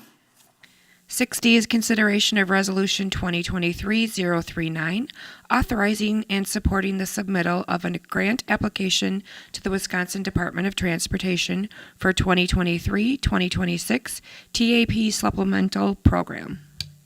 Our Public Works Director, Bill Frisbee, will give us a presentation. The Transportation Alternatives Program, also known as TAP, is a legislative program that was authorized in 2015 under Fixing America's Surface Transportation Act. These funds are for alternate transportation projects such as pedestrian and bicycle accommodations. This grant application request is to obtain funding for a citywide pedestrian and bicycle safety study. It will evaluate our corridors throughout the city, and that information will be put together into an action plan for improvements. The development of an action plan is required for many grant applications, and so moving forward with this study will put us in line to get grant funds in the future for construction. The study is estimated to be $267,500. The grant is an 80-20, with 20% being the local match. So the grant funds would be $214,000, local match $53,500.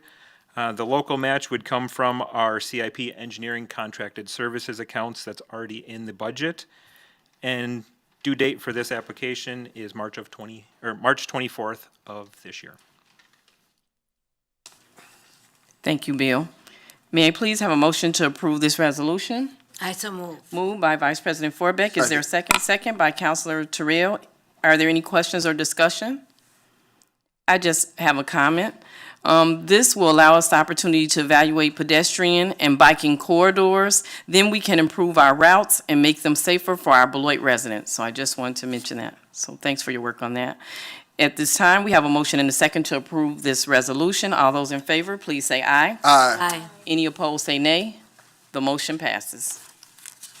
Item 7 is licenses. There are none. Item 8 is ordinances. 8A is consideration of ordinance number 3778, amending the zoning district map for the city of Beloit from M2, General Manufacturing District, to PUD, Planned Unit Development District, for the property located at 625 3rd Street. Plan Commission recommendation for approval was 6-0. Second reading. This is a second reading of an ordinance. May I please have a motion to approve the ordinance as presented? So move. Moved by Vice President Forbeck, seconded by Councilor Terrell. Are there any questions or discussion? At this time, we have a motion to approve the ordinance as presented. All in favor, say aye. Aye. Any opposed, say nay. The motion passes. 8B is consideration of ordinance number 3780, amending the future land use plan of the comprehensive plan for the northern portion of the property located at 343 Euclid Avenue. Plan Commission recommendation for approval was 6-0. Second reading. This is a second reading of an ordinance. May I please have a motion to approve the ordinance as presented? So move. Moved by Councilor Terrell. Is there a second? Second. Second by Vice President Forbeck. Are there any questions or discussion? At this time, we have a motion to approve the ordinance as presented. All in favor, please say aye. Aye. Any opposed, say nay. The motion passes. 8C is consideration of ordinance number 3779, amending the zoning district map for the city of Beloit from R-1B Single Family Residential District to C-1 Office District for the northern portion of the property located at 343 Euclid Avenue. Plan Commission recommendation for approval was 6-0. This is a second reading of an ordinance. May I please have a motion to approve the ordinance as presented? I so move. Moved by Vice President Forbeck. Is there a second? Second by Councilor Anderson. Are there any further questions or discussion? At this time, we have a motion to approve the ordinance as presented. All those in favor, please say aye. Aye. Any opposed, say nay. The motion passes. 8D is consideration of ordinance number 3785 to create section 31.03, sub 2G of the Code of General Ordinances of the City of Beloit pertaining to neighborhood impact surveys for alcohol beverage license applications. City Attorney Krieger will present. Good evening. As you recall, City Council requested that staff prepare an ordinance that requires neighborhood impact surveys to be conducted on applications for new retail alcohol beverage licenses.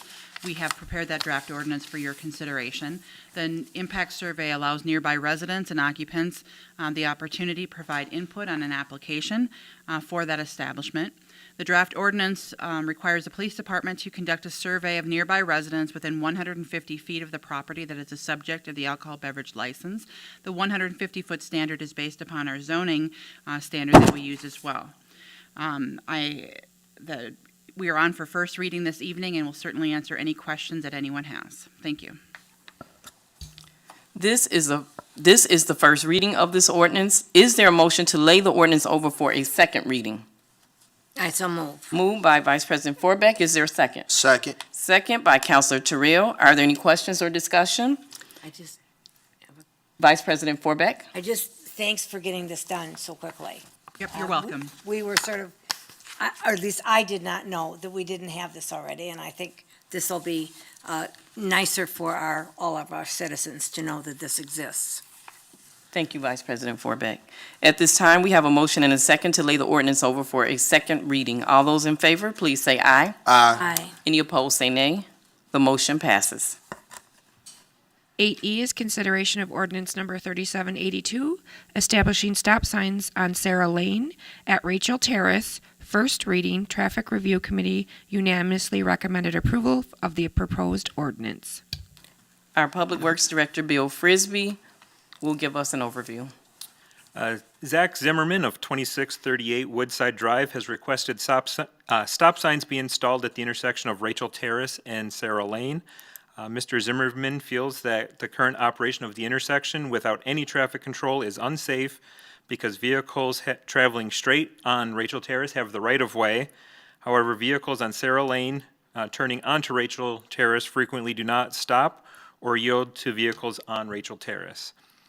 There have been 0 accidents documented in this intersection in the last 5 years. In general, that's because this is I'm going to say the leg of the intersection to the east is newly traveled. Prior to the Oaks Plateau being constructed, nobody lived out that way. It was a dead-end street, so there was no traffic coming from that direction, and there was only one house on the north leg of this intersection. So almost all of the traffic was Rachel Terrace south onto Sarah Lane, or Sarah Lane north turning west onto Rachel Terrace. Traffic volumes are not high enough to warrant an all-way stop at this intersection. The traffic will increase in the intersection as the Oaks Plateau builds out and any future development happens to the east. The city does have quite a few uncontrolled intersections. They're in older established neighborhoods, predominantly on the west side. All the residents in those neighborhoods are used to the uncontrolled intersections, where in new development, it's not common to have uncontrolled intersections. So the city the engineering team did review this, recommended approval of the installation of the stop signs. They would be on the north and south leg of Sarah Lane rather than Rachel Terrace, because that is the road coming in and out of Chopier Road. So if we have the stop sign there, if it was heavier traffic, you could back up onto Chopier Road. It was presented to Traffic Review Committee, and they did recommend unanimously for approval of this ordinance. Okay. Thank you for that information. This is the first reading of this ordinance. So is there a motion to lay the ordinance over for a second reading? So moved. Moved by Counselor Terrell. Is there a second? Second by Vice President Forbeck. Any further questions or discussion? At this time, we have a motion and a second to lay the ordinance over for a second reading. All those in favor, please say aye. Aye. Aye. Any opposed, say nay. The motion passes. 8F is consideration of ordinance number 3783, prohibiting parking on Wisconsin Avenue at Emerson Street. First reading, Traffic Review Committee unanimously recommended denial of the proposed ordinance. Our Public Works Director, Bill Frisbee, will continue with the next presentation. So this ordinance would restrict parking on the west side of Wisconsin Avenue from 75 feet north of the intersection with Emerson Street to 45 feet south of the intersection. This request was previously heard by City Council in combination with an ordinance to remove the stop signs on Wisconsin Avenue at Emerson Street. City Council voted not to pass the previous ordinance. Councilor Levy, however, requested staff consider whether prohibited parking on Wisconsin Avenue was appropriate and requested that just that portion of the proposed ordinance be reviewed, go back to Traffic Review Committee and Council for consideration.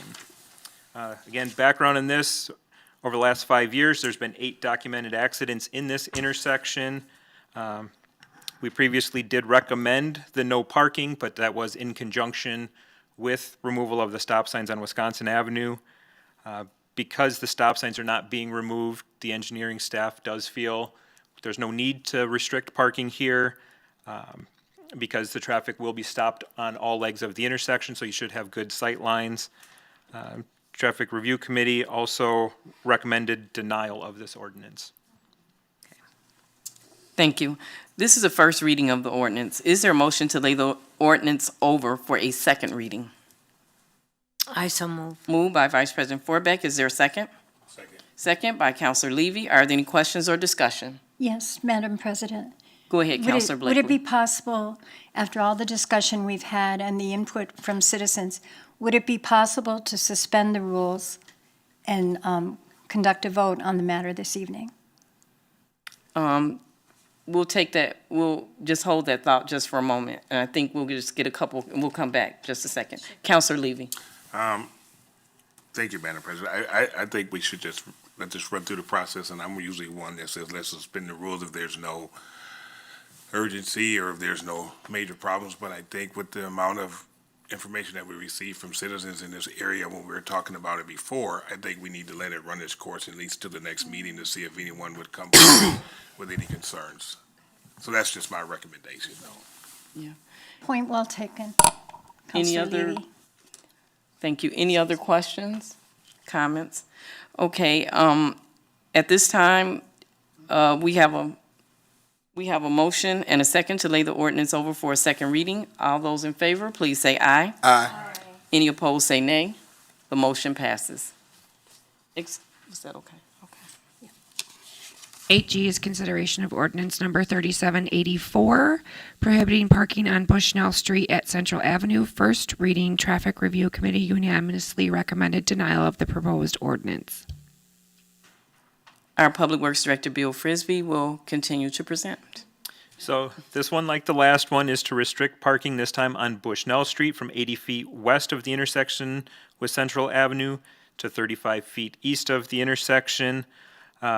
Very similar background. This one, there's been 0 accidents in the last 5 years. Staff recommends denial of an ordinance restricting parking. Again, everybody will be stopped. Good sight lines. An existing ordinance does prohibit parking within 15 feet of an intersection anyhow. So our staff recommendation was denial of the ordinance, and Traffic Review Committee also recommended denial unanimously. Thank you. This is the first reading of this ordinance. Is there a motion to lay the ordinance over for a second reading? I so move. Moved by Vice President Forbeck. Is there a second? Second. Second by Counselor Levy. Any further questions or discussion? At this time, we have a motion and a second to lay the ordinance over for a second reading. All those in favor, please say aye. Aye. Any opposed, say nay. The motion passes. Item 9 is appointments. The individuals named below have been nominated for a seat on a city board, committee, or commission. Each nomination is subject to confirmation by the city council. Approval of appointment will be accomplished by one motion unless a council member requests to take up a nomination separately, in which the event the nomination will be removed from the general order of business and considered at this point on the agenda. At this time, may I please have a motion to approve the appointments as presented? I so move. Moved by Vice President Forbeck. Is there a Second. second? Second by Councilor Terrell. Are there any questions or discussion? Yes. Vice President Forbeck, go I ahead. just want to say, I'm very thankful we've got these coming up. Last time, we didn't have any, so good. We're getting more citizens in. Okay, that's it. Okay. At this time, we have a motion and a second to approve the appointments. All those in favor, please say aye. Aye. Any opposed, say nay. The motion passes. Item 10 is councilor activities and upcoming events. Okay, I believe we'll start with Councilor Blakely this evening. Thanks, Madam President. Happy first day of spring, everybody. We made it once again. We got through it. Pretty soon the weather will catch up with what it says. All righty. Our city manager gave a great interview on WCLO radio from Janesville. It's available online. If you just go to YouTube and look up WCLO, you can listen to his presentation and learn a lot about his goals for the city and what he's observed and what he and his wife are enjoying so far in the community.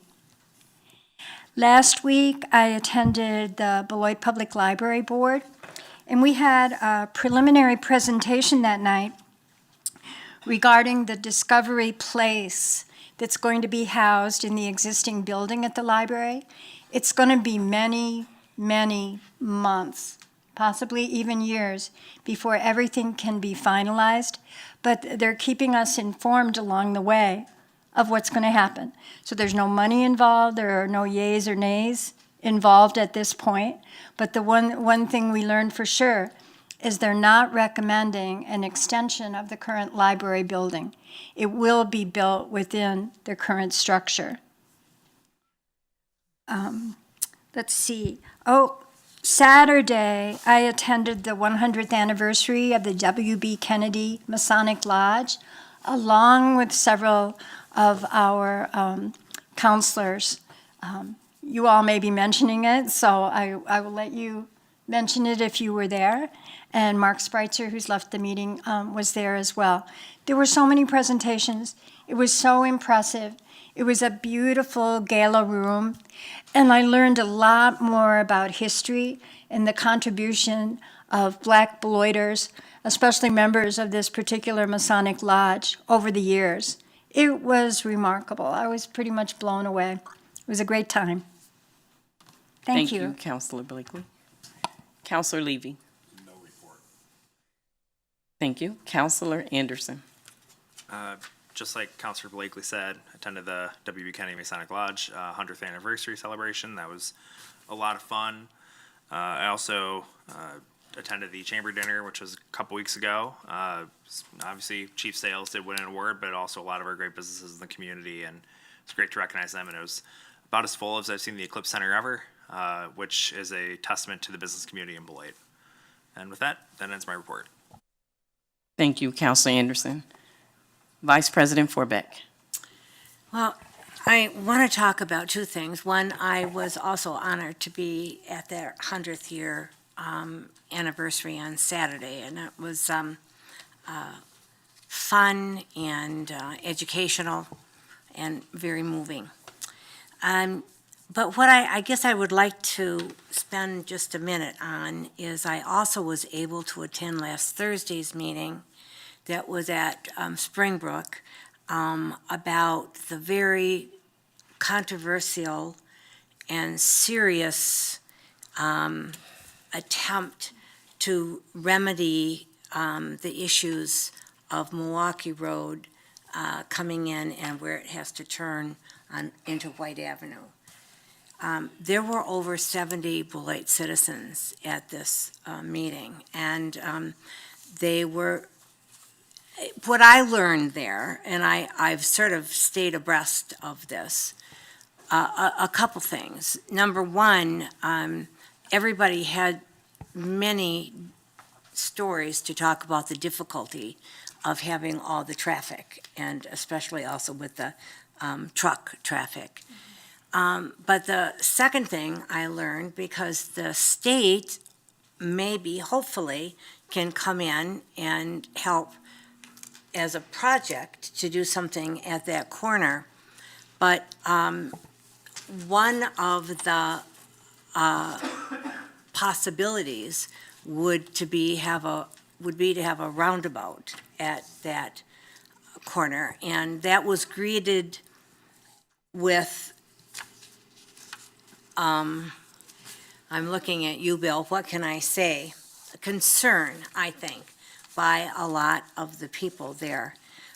There might be another way to have a stop sign there, but of course, as our state representative who was presenting talked about, then there'd also be sometimes a green light just going around that corner. So that doesn't seem conducive to slowing down the fast traffic. And so I think that there's two issues, if I'm getting this right. There's what's going to happen at that corner, but there's also, are we going to have a road diet from Milwaukee Road coming in to White?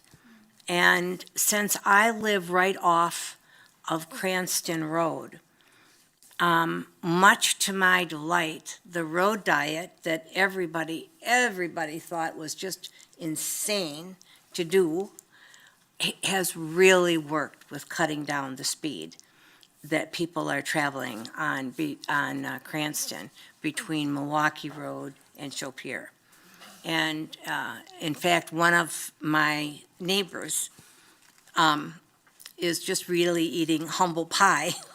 But I have to say he's delighted because it's really worked. So there's no reason, I don't think, to not believe that a thought-out road diet maybe coming into Beloit might be helpful in slowing this down. But I'm telling you, when you have a meeting and there are over 70 citizens, all of whom wanted to say something and are concerned and worried about the issues of traffic, it does give us pause as I think, a council. And we'll have this before us, I'm sure, in the near future. So that's my report. Thank you, Vice President Forbeck. Next, Councilor Terrell. Thank you, President Duncan. I just wanted to mention that this past Saturday, as everybody else spoke about, I attended the celebration of the 100 years of the W.B. Kennedy Masonic Lodge. Very familiar with that place. We've been to all the parties at the Masonic Lodge, and I never knew much about it when I was a kid, but growing up, learning more about, what it was all about, it's been interesting. I knew pretty much half of the people that was at the event that day, so it was kind of like being at home. It was just, a welcoming environment, not only for myself, but for the rest of us that was up here as well. And I also wanted to mention that my mother is a Grand Esther of the Sister Stars in Pontotoc, Mississippi. So it's kind of connected to, pretty much the brothers and the sisters of the Masons. So when she saw me on my Snapchat and everything at that event, she was like super excited about it, and meeting the Grand Master of the Wisconsin, pretty much that controls all the Wisconsin functions. Him and Grandmaster Lance Baskin of the Beloit, of here in Beloit, kept us entertained. He was funny, just a funny guy, I know him. And I also just wanted to say thank you to the Beloit Memorial High School men's basketball team, parents, staff, and supporters, along with the students and everybody else around involved for coming before us tonight. It was an honor doing this thing for y'all, and pretty much everything came from the heart from not only myself, but pretty much everybody that came in, wore purple tonight to support you.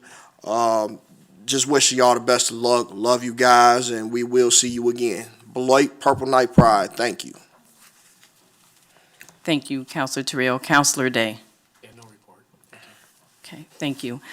I just want to begin by giving my heartfelt condolences to the family of Martha Mitchell. Let's keep them in our thoughts and prayers. And next, for my councilor activities. I attended the budget listening session at Beloit Public Library, which was held by Senator Mark Spreitzer and Representative Clinton Anderson. I expressed how the rising cost of inflation is affecting our families as it pertains to buying food at the grocery store, housing, and just being able to make ends meet from day to day. I also mentioned the shortfalls that are happening in our criminal justice system. I am confident that Senator Spreitzer and Representative Anderson will work hard for us and share our concerns with their colleagues in Madison. In addition, I went to the GBDC Executive Committee meeting and the Chamber of Commerce 96th Annual Dinner. I want to take a moment and congratulate the award recipients for 2023, including our very own Chief Sales. Also, special thanks to Amy Thurner, the Chamber Executive Director, her staff, volunteers, sponsors, and everyone that was a part of that successful event. You all did a really great job. Next, I want to congratulate and commend the Worshipful Master Lance Baskin and the W.B. Kennedy Lodge members for their service and dedication in making our city better. It was an honor to join other officials and my colleagues on Saturday at the anniversary celebration. The theme was commemorating our past and inspiring our future. Representative Sheila Stubbs from District 77, who is a native of Beloit, was the keynote speaker. She eloquently spoke about the importance of making a difference and encouraged everyone to get more involved in the community and how that matters. It was a truly momentous occasion. There were so many people, and the Masonic members were all dressed up in gold and black. Oh, beautiful. Also, I attended the Plan Commission meeting, a joint special meeting with the GBDC Executive Committee and Beloit 200, as well as the Appointment Review Committee meeting.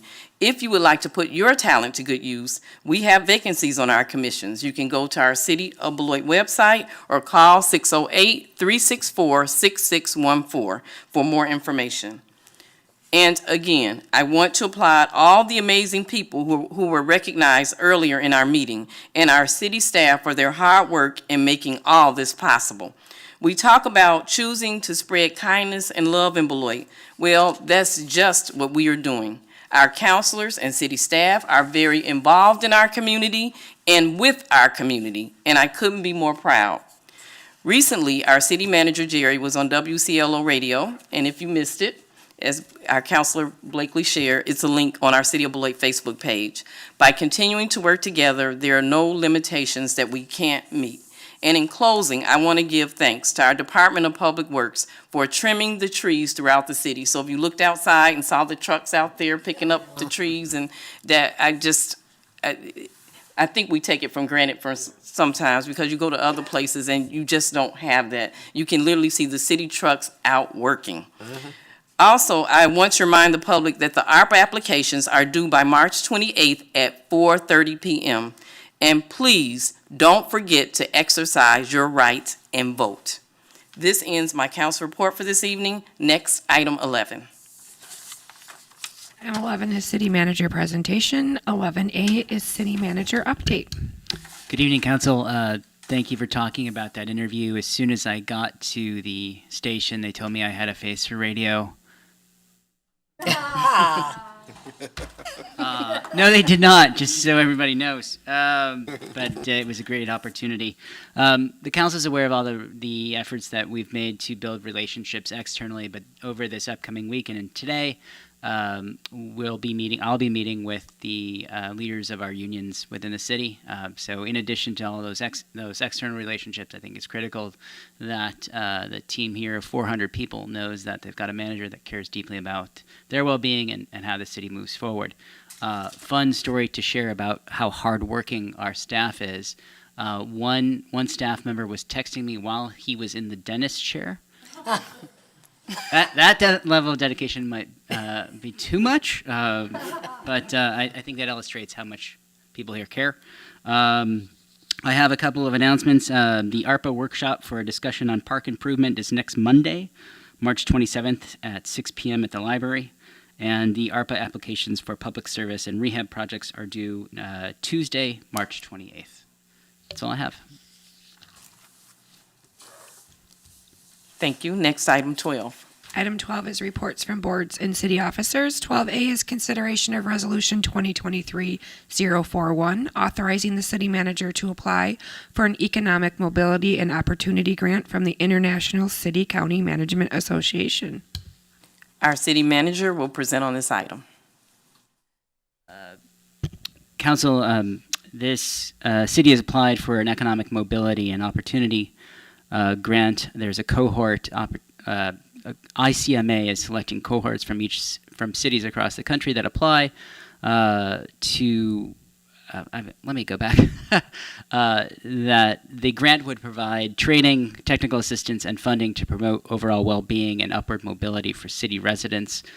Selected communities will receive up to $30,000 for implementation of an economic mobility assessment, planning, or engagement process. And shame on me, I'm the reason that this was late.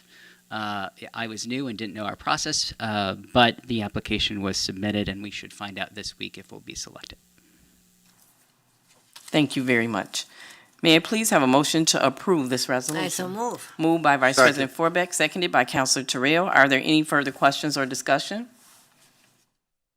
At this time, there is a motion and a second to approve the resolution. All those in favor, please say aye. Aye. Any opposed, say nay. The motion passes.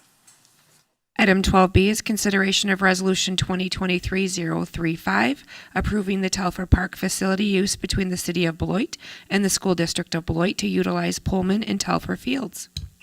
Our Public Works Director, Bill Frisbee, will give us an overview. Back again.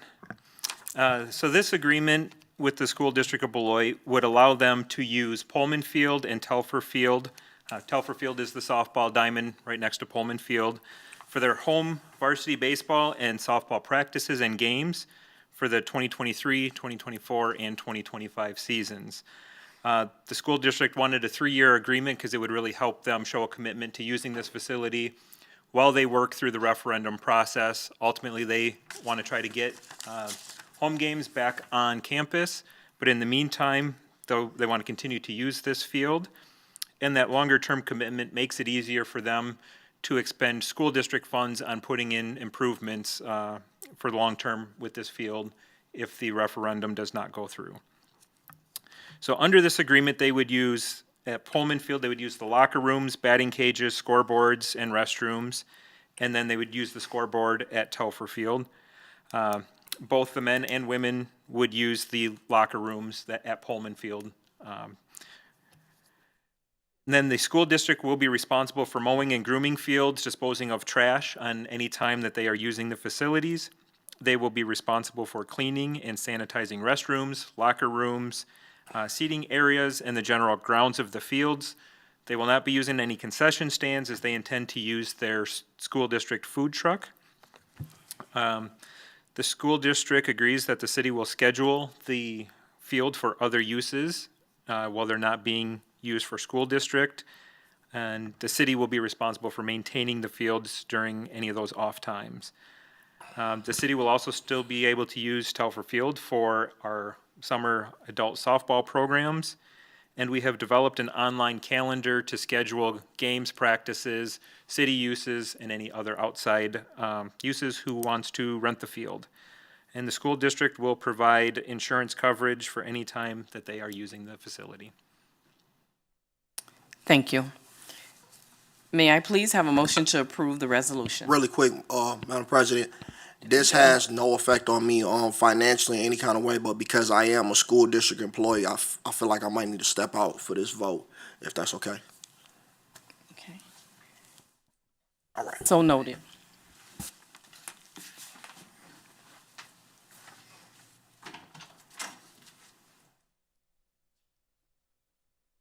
May I please have a motion to approve the resolution? I so move. Moved by Vice President Forbeck. Is there a second? Second by Councilor Anderson. Are there any further questions or discussion? At this time, we have a motion and a second to approve this resolution. All those in favor, please say aye. Aye. Any opposed, say nay. The motion passes. 12C is consideration of Resolution 2023-036, approving a Pullman Field facility use agreement between the City of Beloit and Rockford University. Our Public Works Director, Bill Frisbee, will continue with this presentation. The city was contacted by Rockford University inquiring about the availability of Pullman Field for their home games for the 2023 season. So this agreement would allow Rockford University to access the batting cages, scoreboards, and restrooms. Unlike the school district, they would not have access to locker rooms, as we have 2 locker rooms, both being utilized by the school district. The city will be responsible for mowing and grooming of fields and litter disposal. Again, for scheduling of games, we'll be in coordination also with the school district and any city events at the facility. Rockford University will provide insurance coverage. And unlike with the school district agreement, where that one was just a shared use agreement, this one is a rental agreement where Rockford University will be paying rental fees to the city. They will be paying $60 per day on weekdays, $95 per day on weekends, and they will be paying $200 per day towards field preparation and maintenance fees. The city will also invoice Rockford University for any time in which they are using the lights at the facility to help cover the electricity cost. It's anticipated this agreement would bring in roughly $3,000 in revenue. Okay. May I please have a motion to approve the resolution? Moved by Councilor Terrell. Is there a second? Second. Second by Vice President Forbeck. Any further questions or discussion? At this time, we have a motion and a second to approve the resolution. All those in favor, please say aye. Aye. Any opposed, say nay. The motion passes. 12D is consideration of Resolution 2023-037, approving the City of Beloit Municipal Separate Storm Sewer System, MS4 Annual Report. Public Works Director Bill Frisbee will present again. All right, the City of Beloit operates a municipal separate storm sewer system. We have a permit with the DNR for that program. That permit has 7 categories, and each year we have to hit certain milestones, and a lot of it deals with education, public education, and participation in programs. Residents, business owners, and city staff. We have a partnership with, it's called Protect Wisconsin Waterways, in which it's the Rock River Stormwater Group. We join up with a lot of the other local municipalities, including University of Wisconsin-Whitewater, where we work together on public education. So there's, it's the southern part of the Rock River Basin. We get consistent messaging on all of our public education and participation. So one part of that permit is an annual report on our activities, and so that's all attached here. This is the first year since I've been with the city that I wasn't heavily involved with the implementation of the stormwater program. We have one of our project engineers, Dennis Weiland, is doing that. He wanted to be here tonight, but he wasn't able to make it. But in future years, he wants to be here to present this report for himself. Just of note in the permit, we are in compliance with all activities. Couple things I wanted to point out is with our street sweeping program, it was estimated that we collected 290 tons of material off the street. A lot of that is just sand, dirt, grit, but then there's also little pieces of everything that come off. The city does have a low hazard exemption to reuse that material. So we run it through a trommel screen, try to remove the organic debris, any of the larger pieces of litter. That goes to the landfill, then we do some testing on it, make sure there's no heavy metals or any other contamination, and then we're able to reuse that as general fill. And then also we report on some of our winter numbers in here, and it looks like for this last winter season, we used right about 1,600 tons of salt. We had a pretty mild winter, so that's a pretty decent number for us. And so lots of material in there you can flip through. Don't want to get into too much detail. Right. Thank you, Bill. May I please have a motion to approve this resolution? Moved by Councilor Terrell. Is there a second? Second by Vice President Forbeck. Are there any questions or discussion? Madam President, Go ahead, Councilor Blakely. I just want to thank Bill and your team for getting us through this winter. Thanks so much for all your hard work. No problem. And thank you, Bill. I just had a comment. I just want to let the public know that our storm sewer system is critical, and that in the report, it also mentioned that the stormwater program as a whole reduces the impacts of human development on our natural resources. And I also want to mention that this also puts us in conformance with our strategic plan. Goal 1, to create and sustain safe and healthy neighborhoods. Goal 2, to create and sustain a high-performing organization. Goal 3, to create and sustain economic and residential growth. And our Goal 5, to create and sustain high-quality infrastructure and connectivity. So I just wanted to mention that for the public. At this time, we have a motion and a second to approve the resolution. All those in favor, please say aye. Aye. Any opposed, say nay. The motion passes.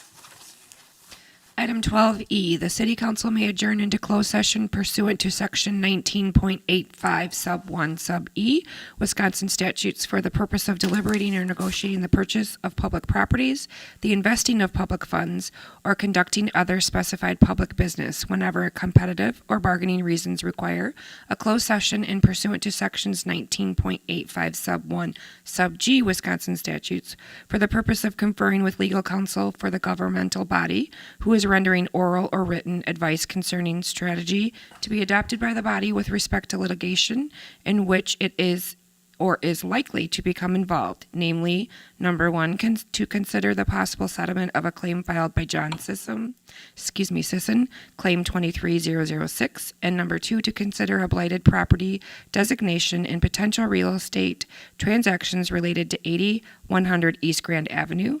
The City Council may thereafter reconvene into open session pursuant to Section 19.85 Sub 2, Wisconsin statutes, for possible action on matters or matters discussed in closed session.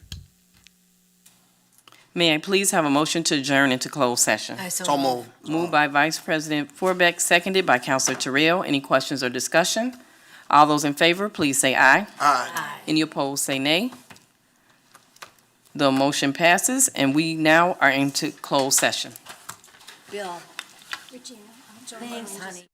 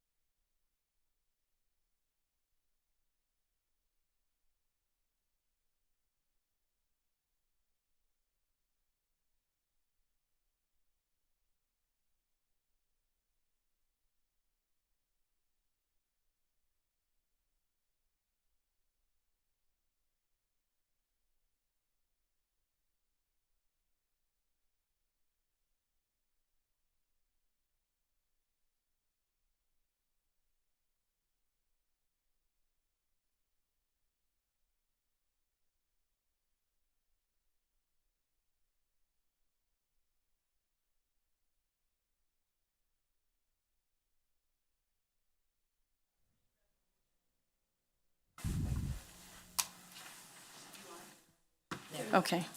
We are now in open session. We have 3 resolutions that the council will take action on this evening. The first is 12E. 12E is consideration of Resolution 2023-042 approving settlement of a claim filed by John Sisson, 23-006. Attorney Krieger will present. Thank you. We have a claim filed by John Sisson, 23-006, for an accident, a motor vehicle accident where he sustained injuries, or it's not injuries, damages to his vehicle. The city finds that it's critical to settle this matter. The number is $59,070.71. That exceeds the $5,000 threshold for staff to approve the settlement itself. So the city is requesting the council to approve this resolution this evening. May I please have a motion to approve this resolution? I move to approve. Moved by Vice President Forbeck, seconded by Councilor Blakely. Are there any questions or discussion? At this time, we have a motion and a second to approve the resolution. All those in favor, please say aye. Aye. Any opposed, say nay. The motion passes. 12E2, consideration of Resolution 2023-043, affirming designation of the properties located at 80 and 100 East Grand Avenue as blighted properties. City Attorney Krieger will present. Thank you. As council is aware, after we had met in November of 2022 to authorize the sale and purchase agreement between the city and East Grand Development, an opportunity for environmental liability protection arose. The first resolution regarding this item the city is requesting that council approve is a resolution affirming the designation of the properties at 80 and 100 as blighted properties. This will allow the city to take advantage of that exemption for just prior to then the demolition of that structure and then the redevelopment of that property. So the city is looking for, or city staff is looking for approval of Resolution 2023-043. I move approval. Moved by Vice President Forbeck. This resolution is moved by Vice President Forbeck and seconded by Councilor Levy. At this time, we have a motion and a second to approve this resolution. All those in favor, please say aye. Aye. Any opposed, say nay. The motion passes.